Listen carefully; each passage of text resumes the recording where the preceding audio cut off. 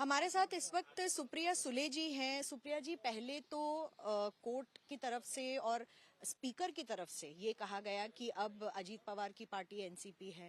अब उनके बयानात में ये सामने आ रहा है कि वो भौजाई और ननद की लड़ाई बारामती से करवाने जा रहे हैं। कैसे देखती हैं इन चीजों को? देखिए, मेरे लिए ये लोकतंत्र है। मेरी लड़ाई विचारों की लड़ाई है, पर्सनल लड़ाई नहीं है। तो मेरे खिलाफ कोई तो लोकसभा लड़ेगा ना। बट मैम, अगर आप देखती हैं कि आप ही के परिवार से कोई लड़ रहा है तो उसको आप पॉलिटिकली कैसे देखेंगी? बारामती एक ऐसी सीट है जो आपके परिवार में 5 दशकों से रही है। नहीं, मेरे ख्याल से ये फैमिली का क्या सवाल है सर। मेरी एक बहुत बड़ी फैमिली है और फैमिली का इसमें कुछ नहीं, हर एक की प्राइवेसी भी है फैमिली में। और अगर कोई भी एक लोकतंत्र में लड़ना चाहे तो लड़ना ही चाहिए ना, क्योंकि इस देश और इलेक्शन संविधान से चलता है और संविधान में कोई तो खड़ा रहना ही चाहिए ना। तो मेरे ख्याल से कोई भी लड़े, लेकिन मेरी लड़ाई पर्सनल कभी भी नहीं।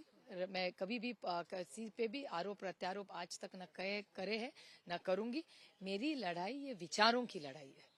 आप विचारों की लड़ाई लड़ रही हैं। अजीत पवार जी के जो बयान आ रहे हैं उससे लग रहा है कि ये पारिवारिक लड़ाई दिखाई देती है, क्योंकि उन्होंने ये भी कहा कि आपके पास यानी कि जनता के पास इमोशनल होकर यानी कि भावुक होकर कोई आएगा तो आप उनकी बात नहीं सुनिएगा।